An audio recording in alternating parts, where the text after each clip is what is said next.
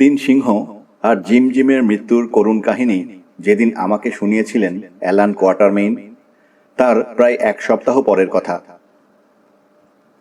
সারাদিনের শিকার শেষে একসঙ্গে বাড়ি ফিরছিলাম আমরা। ইয়র্কশায়ারে বিশাল এক এস্টেট আছে মিস্টার কোয়াটারমেইনের, পুরো 2000 একর জায়গা।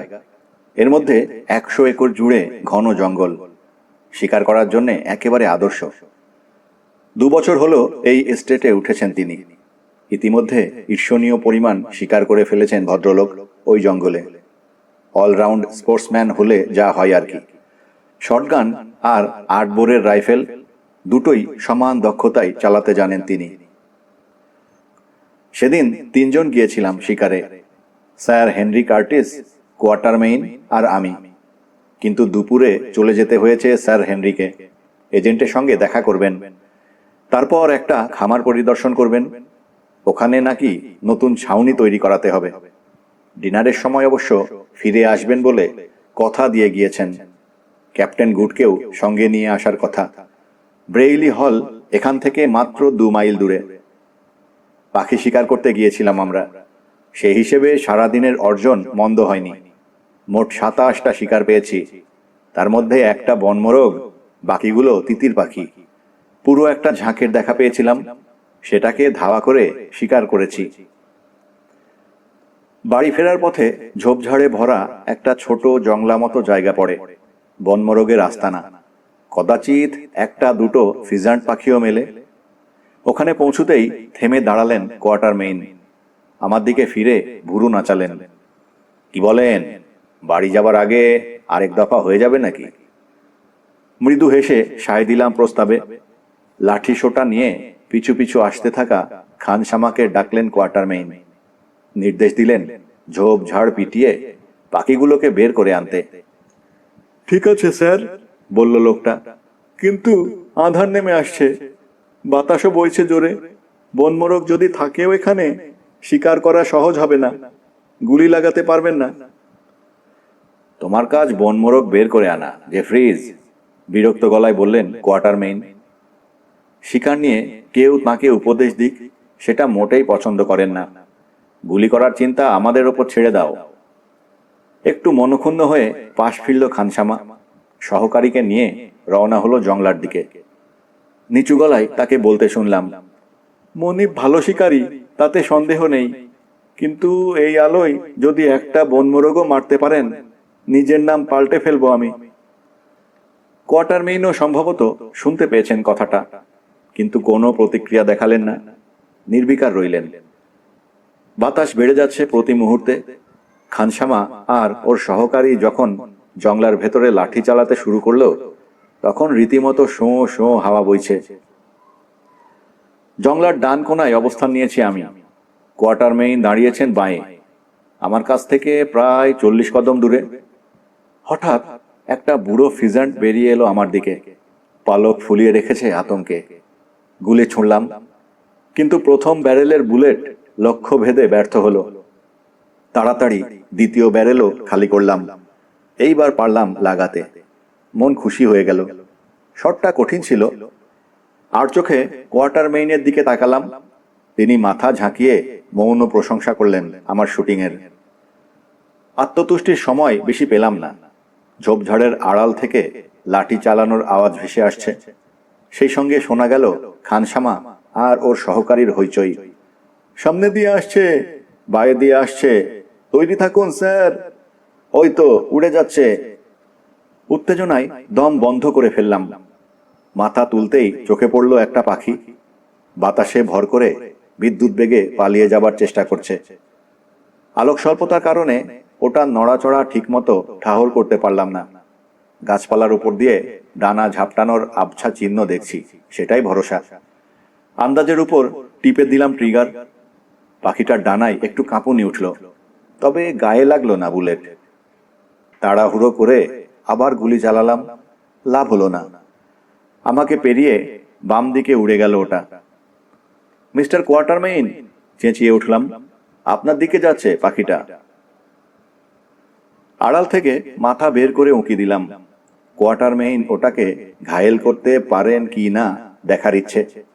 মনে মনে অবশ্য ধরে রেখেছি তিনি ব্যর্থ হবেন, যত দক্ষ শিকারী হন। এই প্রায়শ অন্ধকার পরিবেশে উড়ন্ত একটা পাখির গায়ে গুলি লাগানো অসম্ভব কাজ। রাইফেলটা কাঁধে ঠেকিয়ে একটু বাঁকা হতে দেখলাম কোয়ার্টার মেইনকে। দুটো শিকার তাঁর দৃষ্টিসীমায়, আমাকে ফাঁকি দিয়ে পালিয়ে যাওয়া পাখিটা, আর ঝোপ ভেঙে তার দিকে ছুটে আসা আরো একটা। প্রায় একই সঙ্গে চেঁচালো খানসামা, আরেকটা উড়ে যাচ্ছে স্যার। জংলার উপর দিয়ে তৃতীয় একটা পাখিকে ডানা ঝাপটাতে দেখতে পেলাম আমি। এরপর যা ঘটল তাকে কেবল জাদুর সঙ্গে তুলনা করা যেতে পারে। এমন চমৎকার শুটিং আমি জীবনে কখনো দেখিনি। প্রথম পাখিটা নিচু হয়ে উঠছিল, বড় একটা ঝোপের দিকে ছুটেছে। মাত্র 10 গজ দূরে ওটা, ঢুকে পড়তে পারলে বেঁচে যাবে। ওটার দিকেই আগে গুলি ছুঁড়লেন কোয়ার্টার মেইন। বাজের মতো দৃষ্টি না থাকলে দুরূহ ওই শট নিতে পারবে না কেউ, অথচ তিনি নিলেন, খতমও করলেন পাখিটাকে। ফলাফল দেখার অপেক্ষা করলেন না, পর মুহূর্তেই ঝট করে বন্দুকের নালা ঘোরালেন। 45 গজ দূর থেকে ঘায়েল করলেন দ্বিতীয় পাখিটাকে। ওখানেই শেষ নয়, তৃতীয়টার পেছনে লাগলেন। এরপর মাথার প্রায় উপরে চলে এসেছে ওটা, 100 ফুট উচ্চতায় উড়ে যাচ্ছে। রাইফেল প্রায় খাড়া করে ফেললেন কোয়ার্টার মেইন। চোখের পলকে ঘটে গেল অনেক কিছু। এক নজরে শিকারের অবস্থান দেখে নিলেন তিনি। বায়ু প্রবাহের মাঝে কিভাবে গুলি ছুঁড়বেন হিসেব করে ফেললেন। একই সঙ্গে ডান ব্যারেলের খালি কার্তুজটা ফেলে দিয়ে নতুন একটা ভরে নিলেন। ততক্ষণে 50 গজ এগিয়ে গেছে পাখিটা। আঠার মতো ওটার পিছু পিছু রাইফেলের নল ঘোরালেন কোয়ার্টার মেইন। একটা চোখ বন্ধ করে টিপে দিলেন ট্রিগার। বজ্রপাতের মতো আওয়াজ হলো। পাখিটার পালক আর রক্ত ছিটকাতে দেখলাম। বুলেটের ধাক্কায় কিছু দূর চলে গেল ওটা, তারপর ভারী পাথরের মতো আছড়ে পড়ল 100 গজ দূরে। চমৎকার শুটিং। ছুটে গিয়ে অভিনন্দন জানালাম। মিস্টার কোয়ার্টার মেইন, সব সময় এভাবেই শুটিং করেন নাকি আপনি? মৃদু হাসি ফুটল দুর্ধর্ষ শিকারীর মুখে। বললেন, সত্যি বলতে কি, শেষবার যখন এত দ্রুত 3টে গুলি ছুঁড়তে হয়েছিল, তখন পাখি না, আরো বড় শিকার অপেক্ষা করছিল আমার সামনে। হাতি, পাগলা হাতি। 3টে গুলিতেই 3টেকেই খতম করেছিলাম। তবে ব্যাপারটা অন্যরকমও হতে পারত, আর একটু হলে ওরা আমাকেই খতম করে দিচ্ছিল। কৌতূহল অনুভব করলাম ঘটনাটা জানার জন্য, কিন্তু সুযোগ পেলাম না। জংলা থেকে বেরিয়ে এসেছে খানসামা। কাছে এসে মনিবকে জিজ্ঞেস করল, একটাও কি শিকার করতে পেরেছেন স্যার? গলার স্বরে বোঝা গেল ইতিবাচক জবাব আশা করছে না। পেরেছি জেফ্রিজ, নির্বিকার কণ্ঠে জবাব দিলেন কোয়ার্টার মেইন। ওই যে ঝোপের কাছে একটাকে পাবে, আরেকটা পড়েছে ওদিকে 50 গজ দূরে। বিস্মিত হয়ে হাঁটা শুরু করলো খানসামা। তাকে পেছন থেকে ডেকে ফেরালেন তিনি। জেফ্রিজ, দাঁড়াও, মাঠেও যেতে হবে তোমাকে। ওই যে একটা পাথর দেখতে পাচ্ছ 100 গজ দূরে, ওটার পাশে আরো একটা পাখিকে পড়ে থাকতে দেখবে। চোয়াল ঝুলে পড়ল খানসামার। কিছু বলতে চাইল, কিন্তু তোতলানো ছাড়া শব্দ বেরোল না মুখ দিয়ে। হতভম্ব ভঙ্গিতে উল্টো ঘুরল সে। চলে গেল পাখিগুলো আনতে। হাসতে হাসতে বাড়ি ফিরলাম আমরা। যথাসময়ে ডিনারের জন্য এসে গেলেন স্যার হেনরি কার্টিস আর ক্যাপ্টেন গুড। দ্বিতীয়জন বেশ সাজ পোশাক করে এসেছেন। আঁটো একটা স্যুট পরেছেন কারুকাজ করা। অমন স্যুট আগে কোনোদিন দেখিনি আমি। ওয়েস্টকোটে গোলাপি প্রবালের 5টা বোতামও লক্ষ্য করেছি। জম্পেশ খাওয়া দাওয়া হলো। হালকা মেজাজে আছেন অ্যালান কোয়ার্টার মেইন। রসিক মানুষ তিনি। খুব মজা করে জেফ্রিজকে বোকা বানানোর গল্প শোনালেন সবাইকে। আজই প্রথম নয়, আগেও নাকি এমনটা ঘটেছে অনেকবার। ক্যাপ্টেন গুডের মুখেও শুনলাম শিকার বিষয়ক বিভিন্ন অভিজ্ঞতার গল্প। এর মধ্যে একটা হলো কাশ্মীরে পাহাড়ি ছাগল শিকারের কাহিনী। টানা 4 দিন নাকি ওগুলোকে ধাওয়া করেছিলেন তিনি। 5ম দিন সকালে ছাগলের পালের নাগালে পৌঁছান ভদ্রলোক। বুড়ো এক সর্দার ছিল ওতে। বাঁকানো শিংগুলো এত বড় আর মোটা যে ক্যাপ্টেন বাড়িয়ে বলছেন কি না সন্দেহ জাগলো মনে। পালে আরো ছিল 5-6টা মাদি ছাগল। পাথরসারির আড়ালে হামাগুড়ি দিয়ে ওগুলোর 200 গজের মধ্যে চলে যান ক্যাপ্টেন গুড। তারপর রাইফেল তাক করেন বুড়ো সর্দারের দিকে। এরপরই ঘটল আরেক ঘটনা। কাছের পাহাড় সারির আড়াল থেকে বেরিয়ে এলো কয়েকজন আদিবাসী। ঘুরতে বেরিয়েছে ওরা।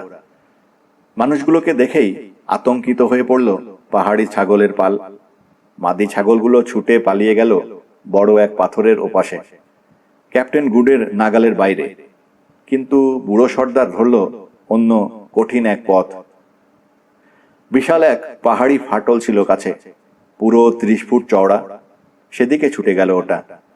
ফাটলের কিনারে পৌঁছে লাফ দিল, অন্য পাশে চলে যাবার চেষ্টা। শূন্যে থাকতেই প্রাণীটাকে গুলি করলেন গুড, ওখানেই খতম করলেন। বাতাসে পাক খেলো ছাগলের দেহ, পড়ে যেতে শুরু করলো। ফাটলের ভেতরে পড়ল না ওটা, পড়ল না ফাটলের ওপাশেও, বরং পাক খেয়ে ফাটলের দেয়ালে আছড়ে পড়ল। বড় বড় শিংগুলো গেঁথে গেল তাতে। পুরো ছাগলটাই দর্শনীয় এক বস্তুর মতো ঝুলতে থাকলো ওখানে। পরে গুড অনেক কষ্টে একটা দড়ির ফাঁসের সাহায্যে উঠিয়ে আনেন ওটাকে। অদ্ভুত এই শিকার কাহিনী শুনে হেসে উঠলাম সবাই। বলা বাহুল্য, এমন আজগুবি গল্প বিশ্বাস না হবারই কথা। একটু যেন মনক্ষুণ্ণ হলেন ক্যাপ্টেন গুড। গোমড়া মুখে বললেন, বেশ, আপনারা যদি আমার গল্প বিশ্বাস না করেন তাহলে নিজেরাই একটা বলুন, হোক তা সত্য কিংবা বানানো। কথা দিচ্ছি আমি অন্তত মশকরা করব না কারো গল্প নিয়ে। চেয়ারে হেলান দিয়ে চুপ হয়ে গেলেন তিনি। আমি মিস্টার কোয়াটারমেইনের দিকে তাকালাম। বললাম, স্যার বলুন কিছু একটা। ক্যাপ্টেন গুডের কাছে হেরে যাবেন নাকি? বিকেলেই তো 3টে হাতি মারার কথা বলছিলেন, ওই গল্পই না হয় শোনান আমাদেরকে। কোয়াটারমেইন খানিকক্ষণ চুপ করে রইলেন, তারপর বললেন, কি আর বলবো, গুডের গল্পকে টেক্কা দেবার ক্ষমতা নেই আমার। আর হ্যাঁ, ওটাকে পুরোপুরি অবিশ্বাসও করছি না। কার্টিস, মনে আছে আপনার, মার্টিনি রাইফেল দিয়ে 300 গজ দূর থেকে গুডকে জিরাফ শিকার করতে দেখেছি আমরা। ওর পক্ষে সবই সম্ভব। কোয়াটারমেইনের কথা শুনে একটু উজ্জ্বল হলো ক্যাপ্টেন গুডের দৃষ্টি। হাসলেন কোয়াটারমেইন, উঠে দাঁড়িয়ে পাইপ ধরালেন। তারপর পায়চারি করতে করতে বললেন, যা হোক, আপনারা যদি চান তাহলে আরেকটা গল্প শোনাতে পারি আমি। সেদিন 3 সিংহের গল্প শুনিয়েছি আপনাদের, কিভাবে সিংহীর হাতে জিমের মৃত্যু হলো, তারপর ওকে রুটির বস্তায় ভরে কিভাবে কবর দিলাম তা তো জেনেছেন ইতিমধ্যে। এখন যে গল্প শোনাবো তা ঘটেছিল এই ঘটনার পর। শুরু হলো অ্যালান কোয়াটারমেইনের কাহিনী। পাঠকদের সুবিধার্থে তার জবানিতেই ওটার বিবরণ দিচ্ছি। সেই অভিজ্ঞতার পর বেশ নাড়া খেলাম। ভাবলাম অন্তত কটা দিনের জন্য থিতু হব। তাই পরিচিত এক লোকের সঙ্গে ব্যবসায় নেমে পড়লাম। ঠিক করলাম প্রিটোরিয়ায় একটা দোকান দেব, স্রেফ নগদে বেচা কেনা হবে ওখানে, বাকির কারবার থাকবে না। আমাদের চুক্তিটা এমনভাবে হয়েছিল যাতে আমি পুঁজির যোগান দেব আর ও দেবে অভিজ্ঞতা। কিন্তু আমাদের এই পার্টনারশিপ বেশি দিন টিকল না। বোয়ার জাতের মাঝখানে ব্যবসা করতে গেলে যা হয় আর কি, নগদ দাম মেটাতে চাইল না ওদের কেউই। ফলে 4 মাসের ব্যবসা শেষে দেখা গেল আমার হয়েছে অভিজ্ঞতা আর আমার পার্টনারের হয়েছে পুঁজি, মানে টাকা। এই ঘটনার পরে টের পেলাম ব্যবসা বাণিজ্য আসলে আমার জন্য নয়। খামোখা ওসবের সঙ্গে নিজেকে জড়াতে গিয়ে মস্ত ভুল করেছি। হাতে 400 পাউন্ড অবশিষ্ট ছিল, তা দিয়ে আমার ছেলে হ্যারিকে পাঠিয়ে দিলাম নেটালের এক বোর্ডিং স্কুলে। আর প্রয়োজনীয় রসদপত্র কিনে আমি নিজে বেরিয়ে পড়লাম নতুন অভিযানে। এই দফা বহুদূর যাব বলে ঠিক করেছি, আগে যেখানে কোনোদিন যাইনি। অল্প কিছু ভাড়ার বিনিময়ে এক সওদাগরি জাহাজে উঠে পড়লাম। ডারবান থেকে চলে গেলাম ডেলাগোয়া বেতে। ওখানে পৌঁছে 20 জন কুলি জোগাড় করলাম। স্থলপথে রওনা হয়ে গেলাম অজানার উদ্দেশ্যে। ইচ্ছে উত্তর দিক যাব, লিম্পোপো অভিমুখে। উপকূল থেকে 150 মাইল সমান্তরালে একটা পথ ধরলাম, এগিয়ে চললাম সামনে। যাত্রার প্রথম 20 দিন খুব কষ্টে কাটল। কুলিদের অনেকেই আক্রান্ত হলো জ্বরে। আমার অবশ্য কিছু হয়নি, কেন যেন জ্বর-টর হয় না আমার কখনো। খাবার দাবারেও বেশ অসুবিধে হলো, মাংস পাওয়াই গেল না বলতে গেলে। যদিও জনবিরল এলাকার মাঝ দিয়ে এগোচ্ছি, কিন্তু শিকার পাচ্ছি না একদম। বড় কোনো পশু দেখতে পেলাম না ধারে কাছে। সত্যি বলতে কি, প্রথম কিছুদিনে জল হরিণ ছাড়া আর কিছু মারতে পেরেছি বলে মনে পড়ে না। তাতেও লাভ কি? আপনারা হয়তো জানেন, জল হরিণের মাংস মোটেই সুস্বাদু নয়। যা হোক, 20 দিন কেটে যাবার পর বড় এক নদীর তীরে পৌঁছলাম আমরা। গনরু ওটার নাম। গনরু পেরিয়ে এলাম, তারপর এগোতে থাকলাম আকাশ ছোঁয়া এক সারি পর্বতমালা লক্ষ্য করে। দূর থেকে পাহাড়গুলোর নীলচে চূড়া দেখতে পাচ্ছিলাম আমরা, যেন স্বর্গকে স্পর্শ করছে। ওই পর্বতমালা, আমার বিশ্বাস, নেটাল উপকূলের ড্রেকেন্সবার্গ মাউন্টেন রেঞ্জের বর্ধিত অংশ। মূল রেঞ্জ থেকে বিশাল এক বাহু 50 মাইল পর্যন্ত প্রসারিত হয়ে আছে উপকূলের দিকে। থেমে গেছে নিঃসঙ্গ এক উঁচু পাহাড়ের কাছে গিয়ে। পর্বতমালার এই বাহুতে দুটো আদিবাসী গোত্রের খোঁজ পাই আমি। সর্দারদের নাম নালা আর ওয়াম্বে। উত্তরের এলাকা ওয়াম্বের দখলে, দক্ষিণের অংশটা নালার। হিংস্র স্বভাবের একদল জুলুকে শাসন করে নালা। ওদেরকে বলা হয় বুটিয়ানা। ওয়াম্বের গোত্র অনেক বড়, ওটার নাম মাটুকু। এদের মাঝে বান্টু জাতির বৈশিষ্ট্য লক্ষ্য করা যায়। উদাহরণ দিলে ব্যাপারটা পরিষ্কার হবে। এই যেমন ওদের কুঁড়ে ঘরে দরজা আর বারান্দা আছে, লোমওয়ালা চামড়া ব্যবহার করে না, পরিষ্কার করে নেয়। তাছাড়া স্থানীয় মুচার বদলে কৌপিন পরে। যতদূর বুঝলাম, বুটিয়ানারা মাটুকু জাতির অধীনে আছে। 20 বছর আগে অতর্কিত হামলা চালিয়ে ওদের মেরুদণ্ড ভেঙে দেওয়া হয়েছে। আমরা যখন গেলাম তখন অবশ্য অনেকটাই ঘুরে দাঁড়িয়েছে ওরা, কিন্তু উন্নতির গতি বড়ই মন্থর। বোঝা গেল মাটুকুদের মোটেই পছন্দ করে না বুটিয়ানরা। যাবার পথে শুনেছিলাম ওয়াম্বের এলাকার সীমানায় পাহাড়ের ঢাল আর গোড়ার ঘন জঙ্গলে প্রচুর হাতি পাওয়া যায়। ওয়াম্বের ব্যাপারেও শুনেছি অনেক কিছু, একটাও ভালো কথা নয়। জেনেছি পাহাড়ের ধারে একটা বিশাল বাড়িতে থাকে সে। ওটা নাকি দুর্গের মতো সুরক্ষিত। আফ্রিকার সবচেয়ে নিষ্ঠুর সর্দার হিসেবে কুখ্যাতি আছে লোকটার। 7 বছর আগে একদল ইংরেজ গিয়েছিল তার এলাকায় হাতি শিকার করতে। ওদেরকে নাকি আটক করে ঠান্ডা মাথায় খুন করেছিল ওয়াম্বে। আমার এক পুরনো বন্ধু ছিল ওদের গাইড হিসেবে, নাম জন এভারি। ওর মৃত্যুর খবরে আমি খুব কষ্ট পেয়েছিলাম। যত কিছুই হোক, ওয়াম্বের ভয়ে পিছু হটবার বান্দা নই আমি।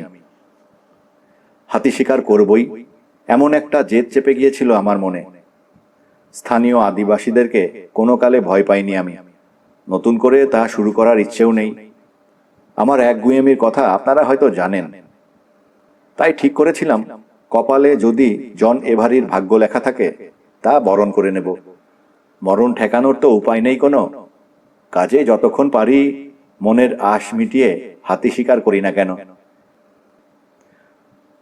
পর্বতমালার দেখা পাবার 3 দিন পরে আমরা ওর পাদদেশে পৌঁছলাম। তখনও নদীর ধারা অনুসরণ করে এগোচ্ছি। অদ্ভুত এক দৃশ্য ওটা। ঘন জঙ্গলকে গভীর ক্ষতের মতো চিরে নেমে এসেছে পাহাড়ের গা বেয়ে ওটা। খুব শীঘ্রই আমরা ওয়াম্বের এলাকায় পা রাখলাম। কুলিদের সঙ্গে এ নিয়ে বেশ একচোট হয়ে গেল আমার। মাটুকুদের সীমানায় পৌঁছানোর সঙ্গে সঙ্গে থেমে গেল ওরা। মালপত্র নামিয়ে রেখে বসে পড়ল মাটিতে, আর এক পাও এগোতে রাজি নয়। আমিও বসলাম ওদের সঙ্গে। যুক্তি তর্ক দিয়ে বোঝাবার চেষ্টা করলাম অশিক্ষিত লোকগুলোকে। ওয়াম্বেকে ভয় পাবার কিছু নেই, আর মৃত্যু সে তো অবধারিত এক ভাগ্য সবার জন্য। যেখানে যার মৃত্যু লেখা আছে সেখানেই হবে, তাকে এড়াবার কোনো উপায় নেই। তাহলে কেন কাপুরুষের মতো পিছিয়ে যাওয়া? বলা বাহুল্য, আমার যুক্তির কোনো ইতিবাচক প্রভাব পড়ল না ওদের ওপর, বরং একযোগে বলল, দেবতাদের দয়ায় এখনো আস্ত আছি আমরা, কিন্তু বিনা অনুমতিতে যদি ওয়াম্বের মাটিতে পা রাখি তাহলে ঝরে পড়া পাতার দশা হবে সবার, নির্ঘাত মারা যাব। আপনার ভাষায় ওটা আমাদের ভাগ্যে লেখা থাকতে পারে, তাই বলে জেনে শুনে অমন ভাগ্যকে বরণ করে নেবার ইচ্ছে আমাদের নেই। অন্তত এটুকু তো জানি, ওয়াম্বের দেশে না ঢুকলে অমন ভাগ্যকে এড়ানো যায়। কুলি সর্দারের নাম গোবো।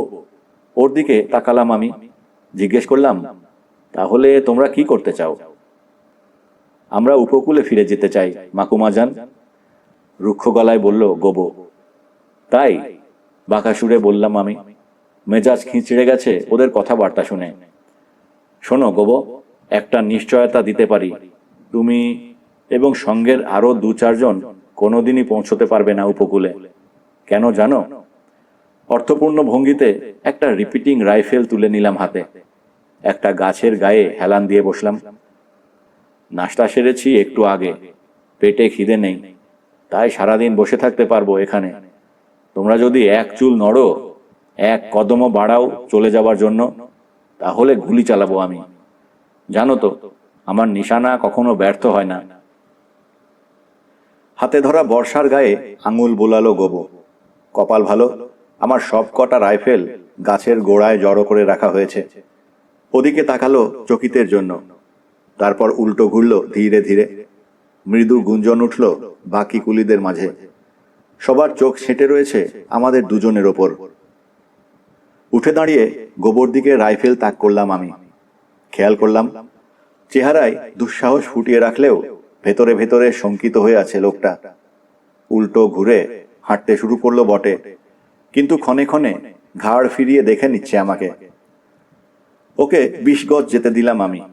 তারপরই জলদ গম্ভীর কণ্ঠে বলে উঠলাম, গোবো, ফিরে এসো, নইলে গুলি চালাতে বাধ্য হব আমি। বলতে দ্বিধা নেই, খুবই ভয়ঙ্কর একটা হুমকি দিচ্ছি আমি। সত্যিকার অর্থে গোবো বা অন্য কাউকে গুলি করার কোনো অধিকার নেই আমার, বিশেষ করে ওরা যেহেতু প্রাণ বাঁচানোর জন্য পিছু হটতে চাইছে। কাউকে খুন করার ইচ্ছেও পোষণ করছি না, কিন্তু এটুকু বুঝতে পারছি, পরিস্থিতি নিয়ন্ত্রণে রাখার জন্য কঠোর না হয়ে উপায় নেই কোনো। শেষ পর্যন্ত হয়তো গুলি চালাবো না, তবে সেটা ওদেরকে বুঝতে দেয়া যাবে না। তাই হিংস্র সিংহের মতো দাঁড়িয়ে রইলাম আমি, নিষ্কম্প হাতে রাইফেল তাক করে রেখেছি গোবর পিঠে, গুলি করতে প্রস্তুত। কাজ হলো কৌশলটাতে। আমার হাবভাব দেখে মনোবল হারিয়ে ফেলল কুলি সর্দার, পরাজয় স্বীকার করে নিল। গুলি করবেন না মালিক? আচমকা দুহাত তুলে উল্টো ঘুরল সে। আমি যাব আপনার সঙ্গে।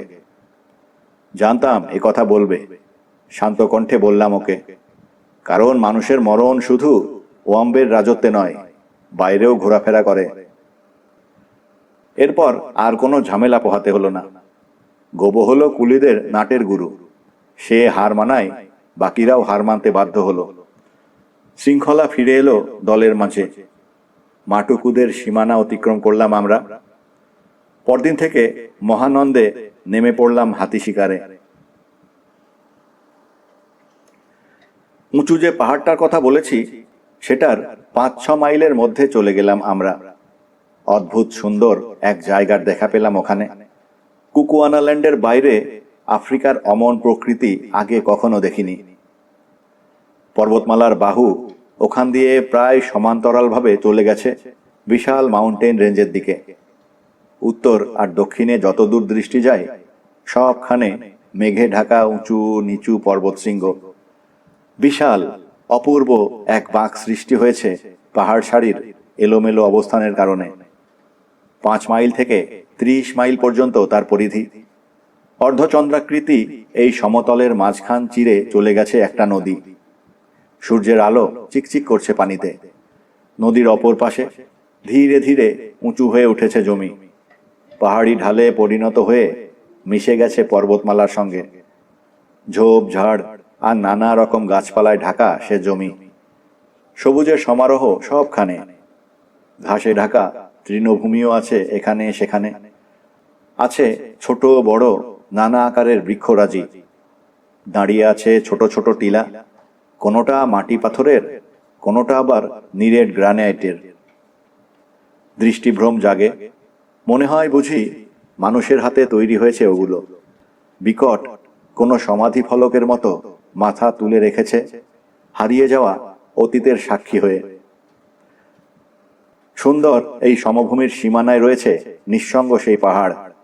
ওটার পাশ দিয়ে পর্বতমালার বাহু চলে গেছে উপকূলের দিকে, কতদূর পর্যন্ত তা কেউ জানে না। স্থানীয় লোকজনের কাছে শুনেছিলাম ওটা ধরে টানা 8 দিন এগোলে অভিশপ্ত এক জায়গায় পৌঁছানো যায়। আজ পর্যন্ত ওখান থেকে ফিরে আসেনি কেউ। নদীর অন্য প্রান্তের কথা বলি এবার। ওই অংশটা জলাভূমিতে ঢাকা, এরপর রয়েছে ঘাসে ঢাকা সুন্দর অনেকখানি জায়গা। ওটা মিশেছে জঙ্গলের সীমানায় গিয়ে। সমতল থেকে প্রায় 1000 ফুট উঁচুতে শুরু হয়েছে এই জঙ্গল, প্রায় চূড়ার কাছাকাছি পর্যন্ত বিস্তৃত। বড় বড় প্রচুর গাছ আছে ওতে, বেশিরভাগই ইয়েলো উড প্রজাতির। কোনোটা এত লম্বা যে মগডালে বসে থাকা পাখিকে শটগানের রেঞ্জের মধ্যেই পাওয়া যাবে না। আরেকটা অদ্ভুত বৈশিষ্ট্য হলো প্রায় প্রতিটা গাছই ঢাকা পড়ে আছে অরচিলা নামের শ্যাওলায়। এই শ্যাওলা থেকে স্থানীয় আদিবাসীরা এক ধরনের গাঢ় বেগুনি রং তৈরি করে। নিজেদের অস্ত্র শস্ত্র আর পোশাক আশাকে মাখায় সে রং। সে এক অদ্ভুত দৃশ্য। বিশাল বিশাল মহিরুহ ঢাকা পড়ে আছে শ্যাওলার মতো নগণ্য পরজীবীতে। গাছের চেহারাই পাল্টে গেছে তাতে।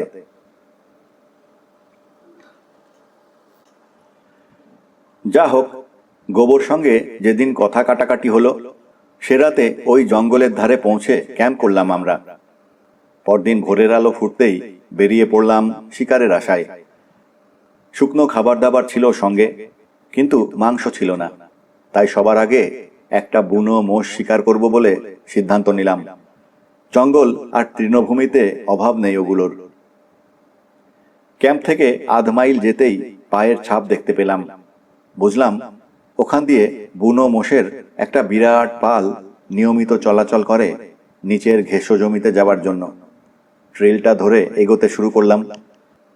বাতাস সামনে থেকে বইছে, কাজেই আমার গায়ের গন্ধ পশুগুলোর নাকে পৌঁছানোর ভয় নেই। দ্রুত পা চালালাম।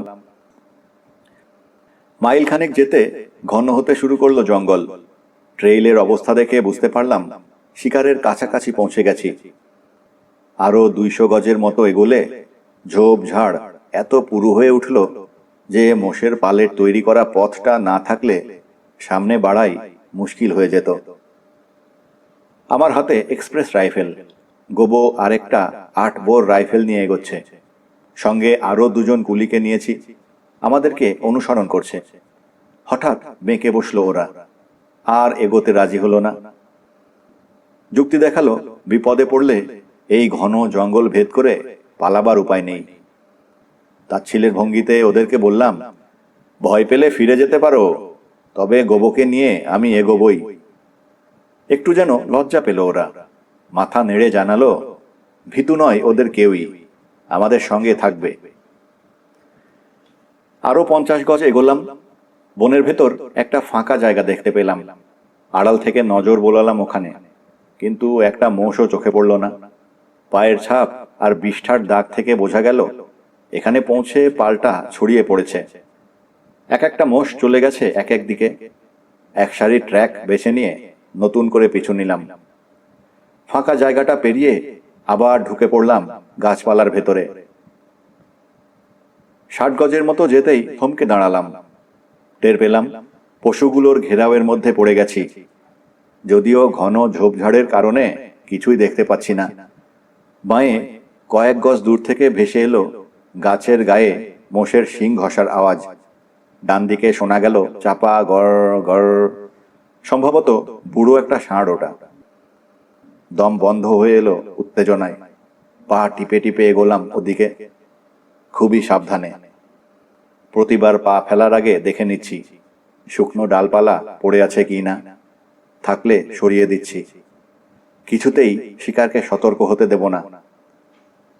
আমার পিছু পিছু থাকলো গোবো আর ওর দুই সঙ্গী। সবার মুখ ভয়ে শুকিয়ে গেছে। হঠাৎ আমার পা স্পর্শ করলো গোবো। ঘাড় ফেরাতেই ওকে বাম দিকে আঙুল তুলতে দেখলাম। মাথা উঁচু করে সাবধানে উঁকি দিলাম ঝোপঝাড়ের উপর দিয়ে। চোখে পড়ল মাংসলো ঘাড়, মাথা আর চোখা দুটো শিং। বিশাল এক মদ্দা বুড়ো মোষ আমাদের কাছ থেকে বড় জোর 15 কদম দূরে দাঁড়িয়ে আছে। গোবর কাছ থেকে 8 বোরের রাইফেলটা নিয়ে মোষের ঘাড়ের কাছে লক্ষ্য স্থির করলাম। এক গুলিতে ওটার শিরদাঁড়া ভেঙে দেবার ইচ্ছে, কিন্তু ট্রিগার চাপার আগেই নড়ে উঠল পশুটা। ক্লান্ত হয়ে গেছে বোধহয়, হাঁটু গেড়ে বসে পড়ল ঝোপঝাড়ের মাঝে। অসহায় বোধ করলাম। এই পজিশন থেকে গুলি ছোঁড়া আর সম্ভব নয়। ঝোপের কারণে মোষের পুরো শরীর আমার দৃষ্টিসীমার আড়ালে পড়ে গেছে। উঠে দাঁড়িয়ে একটা চেষ্টা নেওয়া যায়, তবে তাতে সমস্যা আছে। নিশানা ঠিক করার আগেই আমাকে দেখতে পেয়ে পালিয়ে যেতে পারে, কিংবা খেপে গিয়ে হামলাও চালিয়ে বসতে পারে। কিছুই বলা যায় না। কিছুক্ষণ সিদ্ধান্তহীনতায় ভুগলাম। শেষে ভাবলাম, অনন্তকাল বসে থাকবে না মোষটা।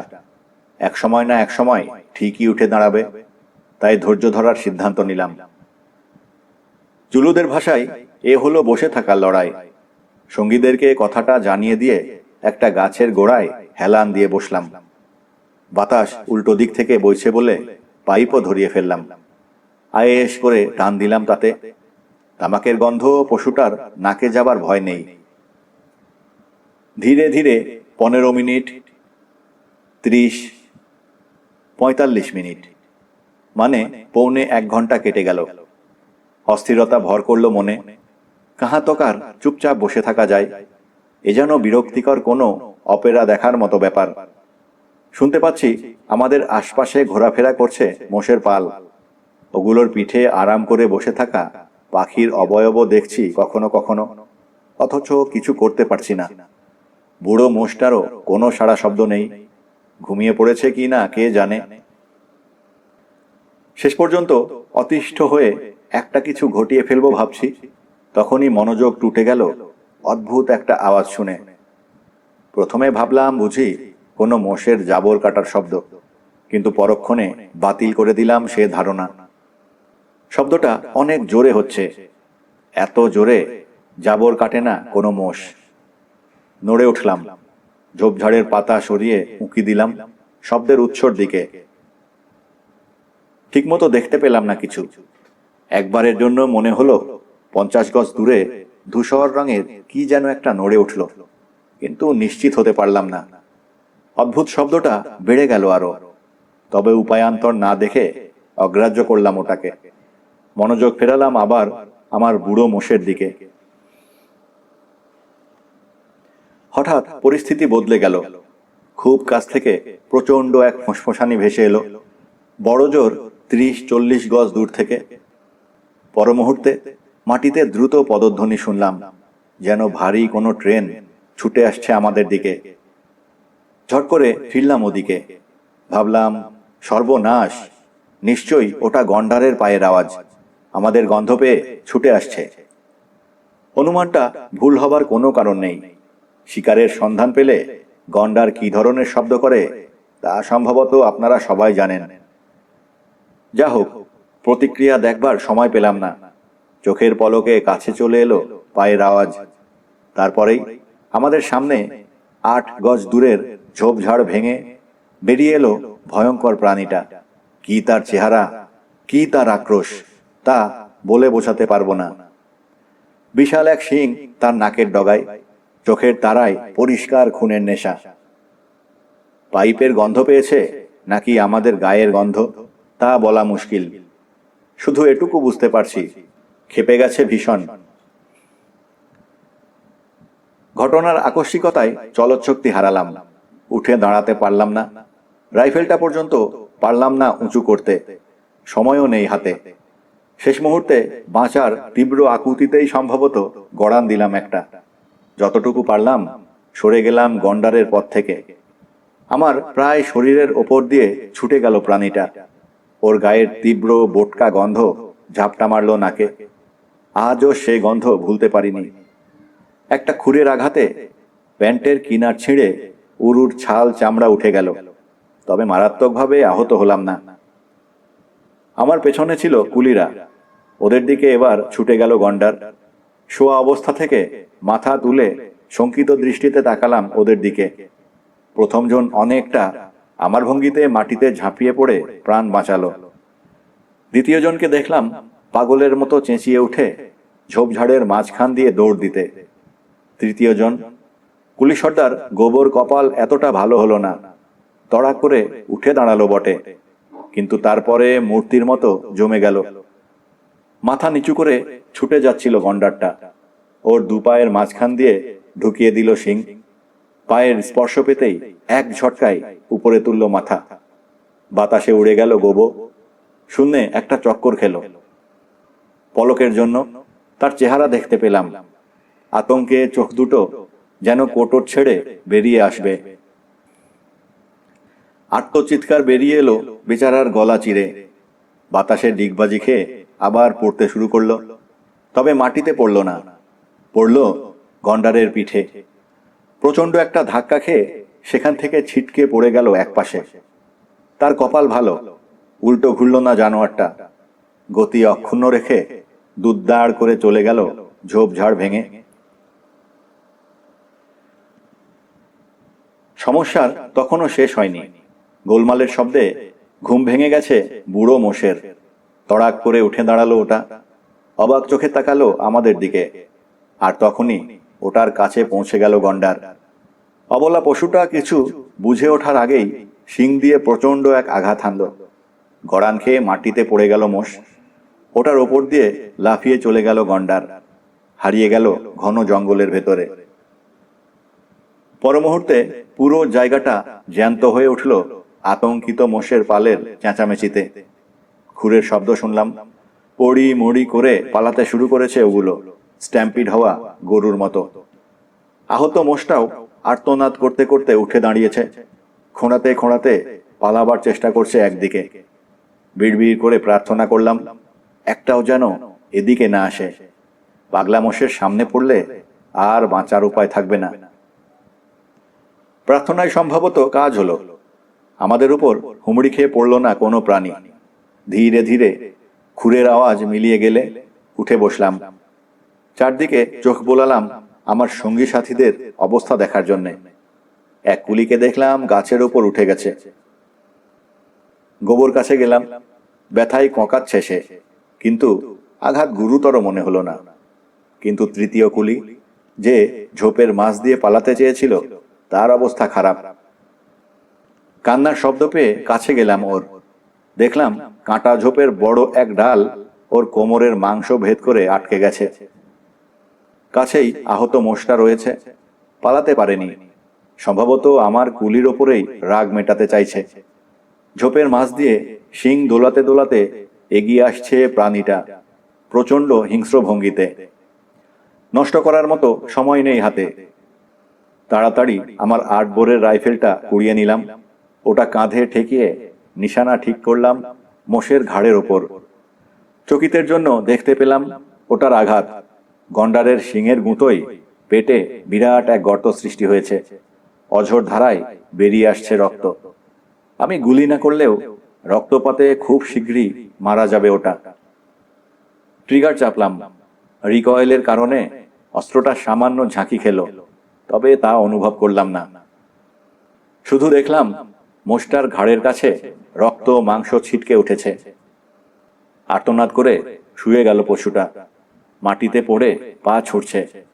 ওটার শিরদাঁড়া ভেঙে দিয়েছে 8 বোরের বুলেটটা। দাপাদাপি করতে করতে একসময় থেমে গেল দেহটা, জীবন বেরিয়ে গেছে। গোবো ততক্ষণে ব্যথা সারিয়ে নিয়েছে, উঠে এসে সাহায্য করলো আমাকে। দুজনে মিলে আহত কুলিকে বের করে আনলাম ঝোপের ভেতর থেকে। ক্ষতস্থান বেঁধে দিলাম ছেঁড়া কাপড় দিয়ে। গলা ছেড়ে দেবতাকে ডাকতে শুরু করলো লোকটা। বলল ওপরওয়ালার সুনজর আছে তার উপর, তিনিই রক্ষা করেছেন, নইলে আজ নির্ঘাত মারা যেত। এসবে তেমন বিশ্বাস নেই আমার। 8 বোরের রাইফেলটা জীবন বাঁচিয়েছে ওর, অদৃশ্য কোনো শক্তি নয়। কৃতজ্ঞতা আমার প্রতি প্রকাশ করলে বেশি খুশি হতাম। অবশ্য মুখে এসবের কিছু বললাম না। যে যার ধর্মবিশ্বাস নিয়ে থাকুক, তাতে আমার কি।